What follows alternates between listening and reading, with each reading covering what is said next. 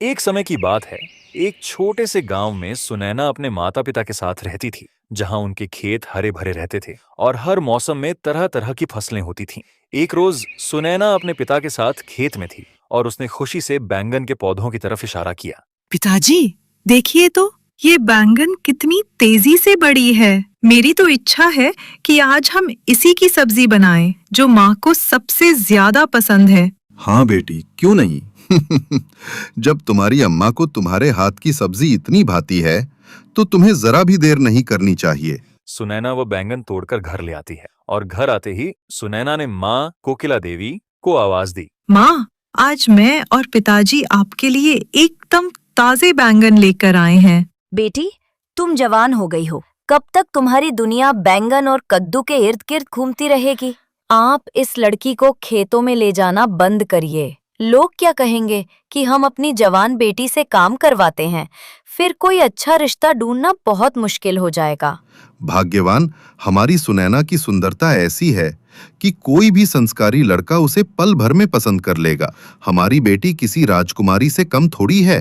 उफ, माँ बाबा, आप दोनों भी ना फिर से मेरी शादी की बात लेकर बैठ गए। मैं तो चली अपनी सहेली संजना के घर। अब तो शाम को ही वापस आऊंगी, वरना आप लोग शादी का टॉपिक उठाकर मुझे बोर कर दोगे। ठीक है बेटी, लेकिन शाम ढलने से पहले घर चली आना। ठीक है माँ। इतना कहकर सुनैना अपनी सहेली के घर की ओर चली जाती है। अजी, आप मेरी बात जरा ध्यान से सुनिए। भले ही हमारी बेटी बहुत सुंदर है, लेकिन इसका मतलब ये थोड़ी कि उसको आसानी से लड़का मिल जाएगा। आप तो जानते ही हो, आजकल दहेज की कितनी ज्यादा डिमांड है। और ऐसे में सुनैना अगर धूप में खेत जाएगी तो वो काली पड़ जाएगी।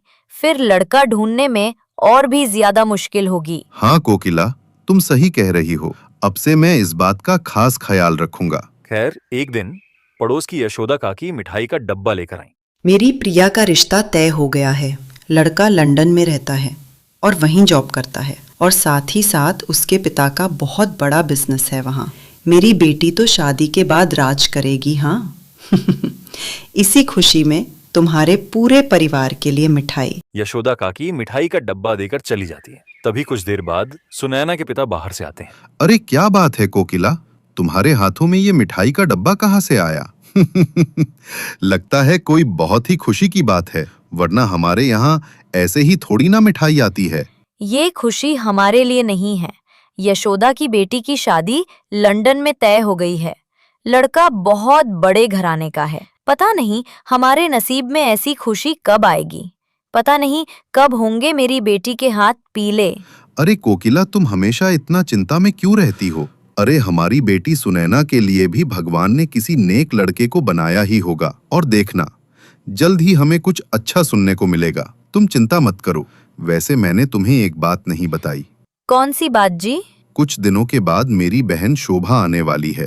मैंने उससे कहा था कि सुनैना के लायक कोई लड़का हो तो बताए। वो सब तो ठीक है, पर मान लीजिए कोई अच्छा लड़का मिल भी गया सुनैना के लिए, लेकिन अगर उन्होंने दहेज में ज्यादा डिमांड की तो हम क्या करेंगे? ऐसे तो हमारी बेटी कुंवारी ही रह जाएगी। अरे कोकिला, तुम वो सब की चिंता मत करो। भगवान पर भरोसा करो, सब ठीक होगा। खैर, कुछ दिन बाद बुआ शोभा आई। सुनैना ने अपने से तीखी सेवई बनाकर दी। ये तो सचमुच बहुत टेस्टी है। भाई, मानना पड़ेगा, सुनैना खाना तो बड़ा अच्छा बना लेती है। बिल्कुल अपनी माँ कोकिला पर गई है। वैसे कोकिला, मैंने सुना कि तुम सुनैना के लिए रिश्ता ढूंढ रही हो। मेरी जेठानी की ननंद की सहेली अमेरिका में रहती हैं। उन्होंने सुनैना की तस्वीर देखी है और इसे बिना दहेज के अपनी बहू बनाना चाहती हैं। यही बात बताने में यहाँ आई थी। सुनैना के माता पिता ये बात सुनकर खुशी से झूम उठे। आपका बहुत बहुत शुक्रिया शोभा दीदी। आपने तो मेरी सारी परेशानी ही हल कर दी। कितने सालों से मैं और सुनैना के पिताजी सुनैना के लिए लड़का ढूंढ रहे थे, लेकिन दहेज की डिमांड की वजह से कहीं नहीं सुनैना का रिश्ता ना हो सका। आपने तो मेरी सारी परेशानी हल कर दी। खैर, एक हफ्ते के भीतर सुनैना की शादी रॉबिन से हो गई और वह अपने ससुराल अमेरिका चली गई। अमेरिका पहुंचकर सुनैना ने देखा कि सब कुछ बहुत अलग और मॉडर्न है। घबराओ नहीं। मेरी प्यारी बहू, अब तुम यहाँ आ गई हो तो तुम्हें ये बिल्कुल नहीं सोचना है कि तुम किसी पराये घर या नए देश में आई हो। तुम सिर्फ हमारी बहू नहीं हो, तुम हमारी बेटी रिया जैसी हो, बल्कि शायद उससे भी बढ़कर। ये घर अब तुम्हारा है। तुम्हारे लिए यहाँ का हर दरवाज़ा और हर दिल खुला है। अमेरिकी ससुराल में हम तुम्हारा तहे दिल से और पूरे प्यार से स्वागत करते हैं।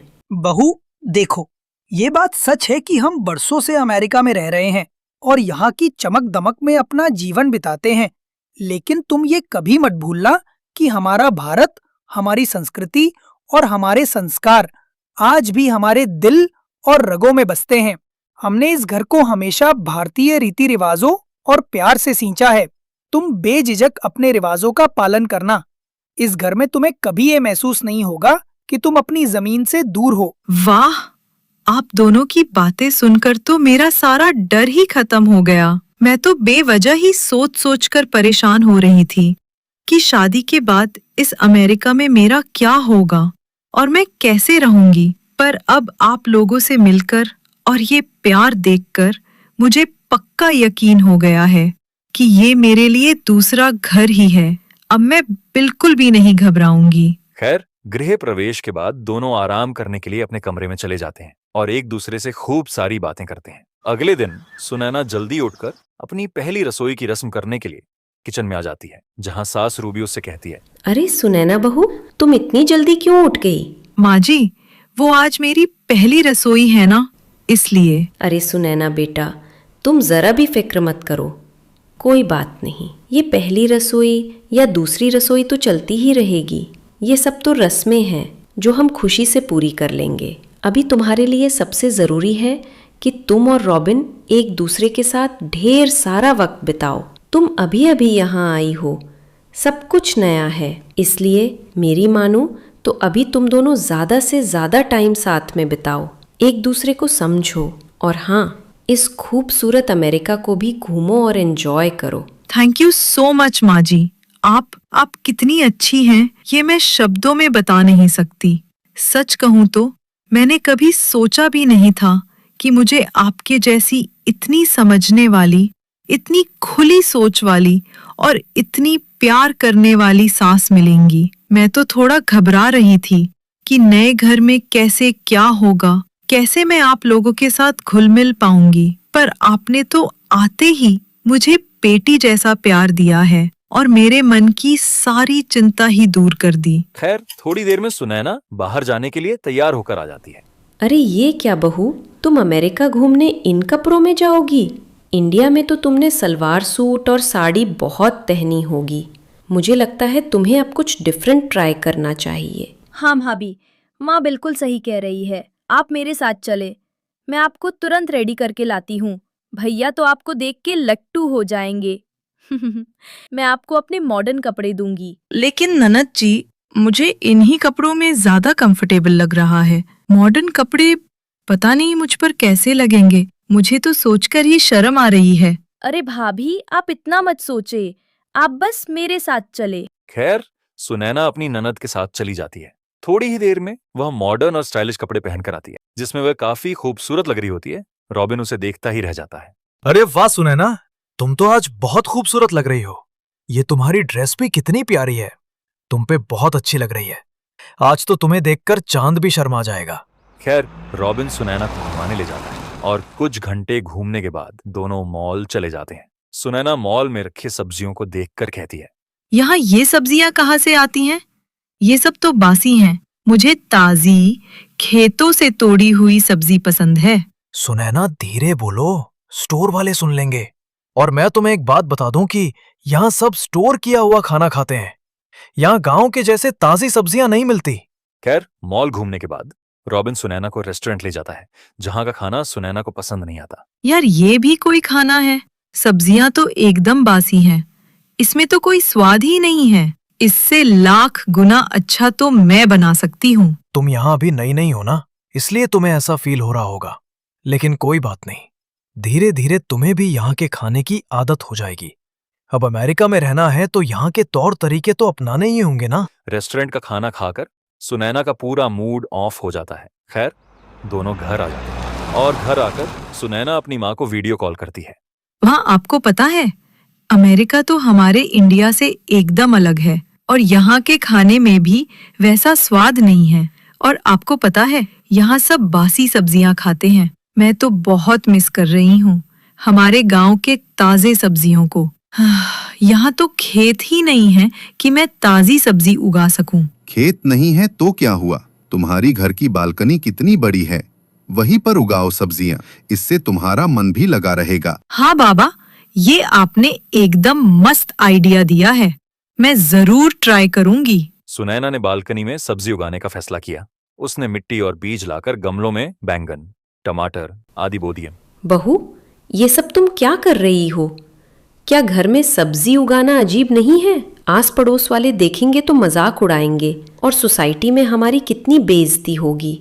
माँ जी, जब इन लोगों को ताजी सब्जी का असली स्वाद पता चलेगा ना, तब इन्हें अकल आएगी। आप तो बेकार में ही टेंशन ले रही हो। मैं ऐसा कुछ भी नहीं करूंगी जिससे आपकी नाक कटे। खैर, सुनैना के सब्जियां उगाने का सिलसिला ऐसे ही जारी रहता है। पड़ोसी जैक्सन और ओलिविया ने गंदगी और बदबू की शिकायतें करनी शुरू कर दी, जिससे सास रूबी को बहुत अपमान महसूस हुआ। अगर तुम्हें टमाटर चाहिए तो मेरे घर आओ, आई विल गिव यू।